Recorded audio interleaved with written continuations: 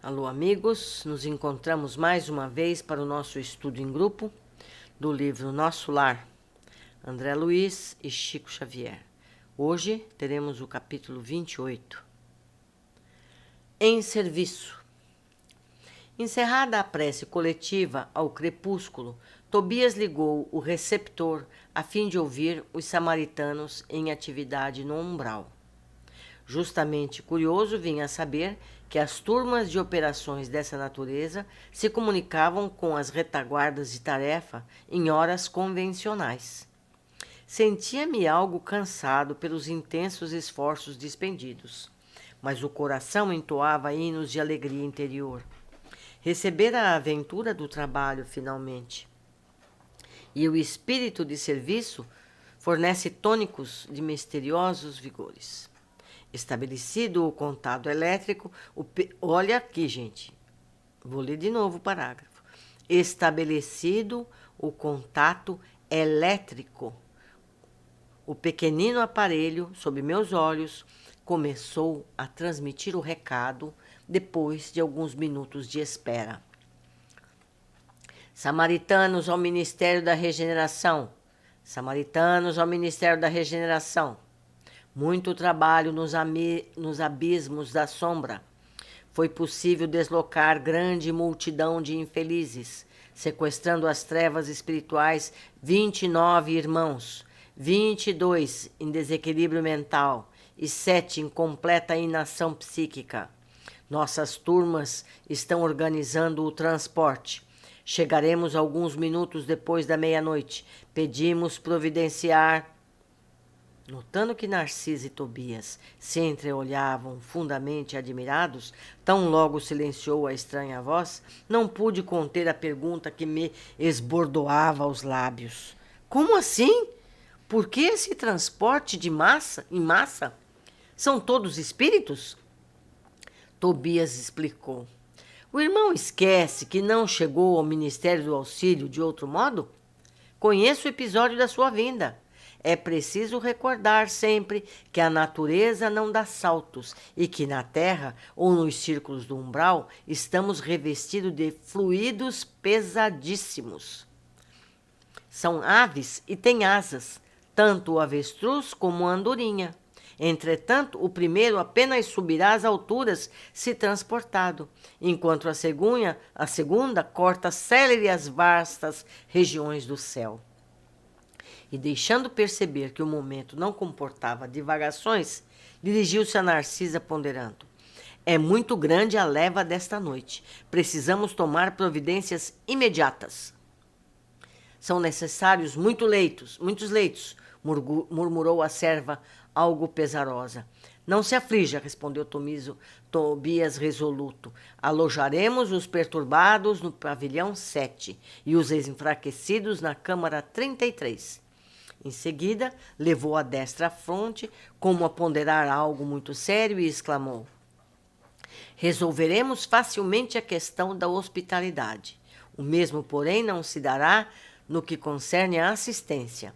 Nossos auxiliares mais fortes foram requisitados para garantir os serviços da comunicação nas esferas da crosta, em vista das nuvens de treva que ora envolvem o mundo dos encarnados.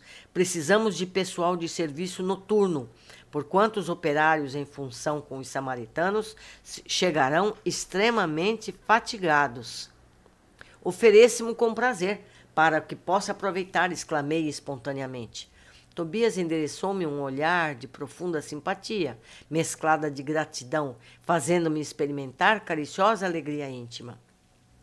Mas está resolvido a permanecer nas câmaras durante a noite? Perguntou admirado. Outros não vão fazer o mesmo? Indaguei por minha vez. Sinto-me disposto e forte. Preciso recuperar o tempo perdido. Abraçou-me o generoso amigo, esclarecendo. Pois bem, aceito confiante a colaboração. Narcisa e os demais companheiros ficarão também de guarda. Além do mais, mandarei Venâncio e Salúcio, 2 irmãos de minha confiança. Não posso permanecer aqui de plantão noturno, em vista de compromissos anteriores. No entanto, caso necessário, você ou algum dos nossos me comunicará qualquer ocorrência de maior gravidade. Traçarei o plano dos trabalhos, facilitando o quanto possível a execução. E descortinou-se campo enorme de providências, enquanto 5 servidores operavam em companhia de Narcisa, preparando roupa adequada, petrechos de enfermagem, eu, Tobias, movíamos pesado material no pavilhão 7 e na câmara 33. Não poderia explicar o que se passava comigo. Apesar da fadiga dos braços, experimentava júbilo inexequível no coração. Na oficina, onde a maioria procura o trabalho, entendendo-lhe o sublime valor, servir constitui alegria suprema. Não pensava francamente na compensação dos bônus horas, nas recompensas imediatas que me pusessem a advir do esforço. Contudo, minha satisfação era profunda, reconhecendo que poderia comparecer feliz e honrado perante a minha mãe e os benfeitores que haviam encontrado no Ministério do Auxílio. Ao despedir-se, Tobias voltou a abraçar-me e falou: desejo a vocês muita paz de Jesus. Boa noite e serviço útil. Amanhã, às 8 horas, você poderá descansar. O máximo de trabalho cada dia é 12 horas, mas estamos em circunstâncias especiais. Respondi que as determinações me enchiam de sincero contentamento. A sós, com um grande número de enfermeiros, passei a interessar-me pelos doentes com mais carinho. Dentre as figuras de auxiliares presentes, impressionou-me a bondade espontânea de Narcisa, que atendia a todos maternalmente. Atraído pela sua generosidade, busquei aproximar-me com interesse. Não foi difícil alcançar o prazer de sua conversação carinhosa e simples. A velhinha amável semelhava-se a um livro sublime de bondade e sabedoria. Mas a irmã aqui trabalha há muito? Perguntei a certa altura da palestra amistosa.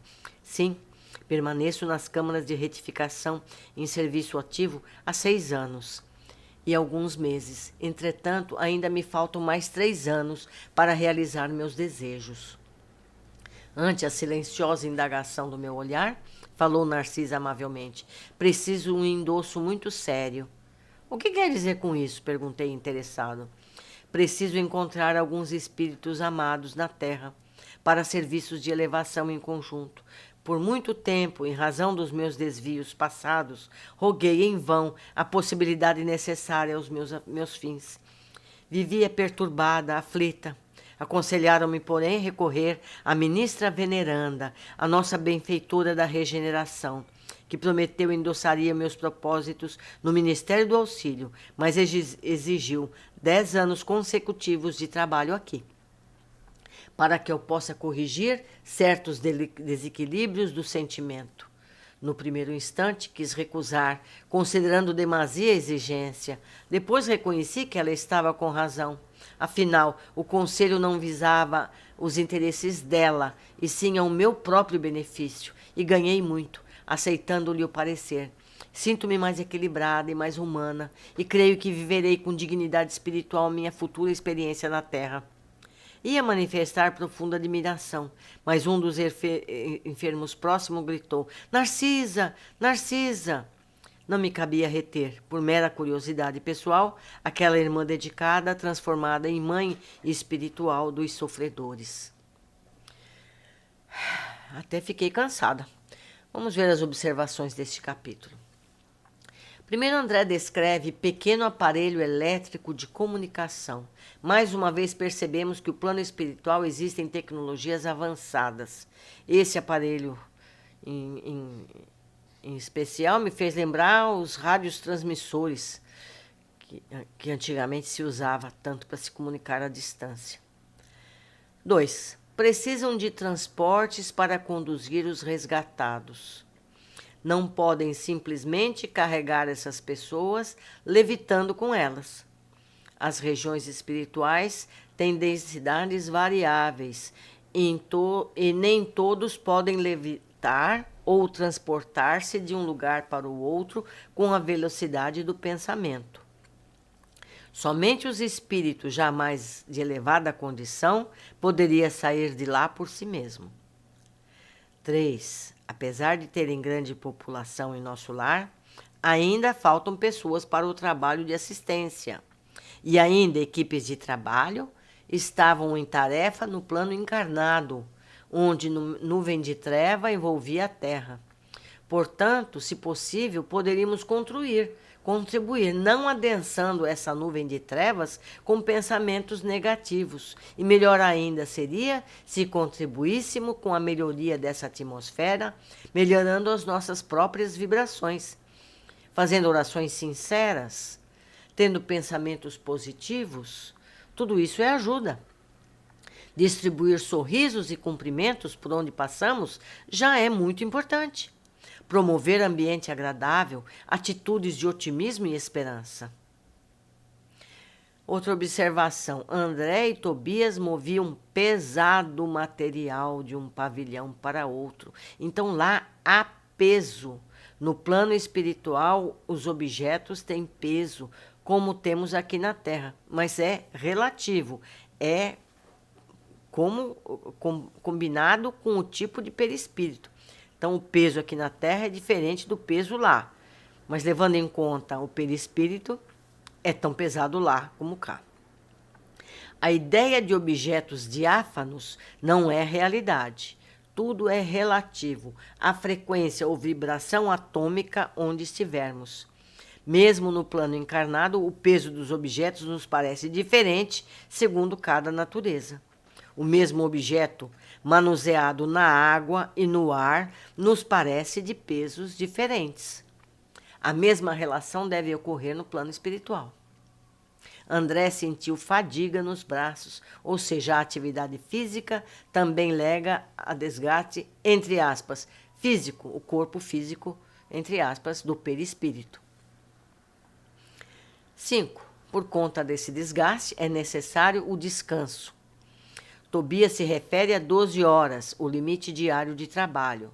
Por estarem em situação de emergência, eles vão passar a noite acordados, cuidando uns dos outros.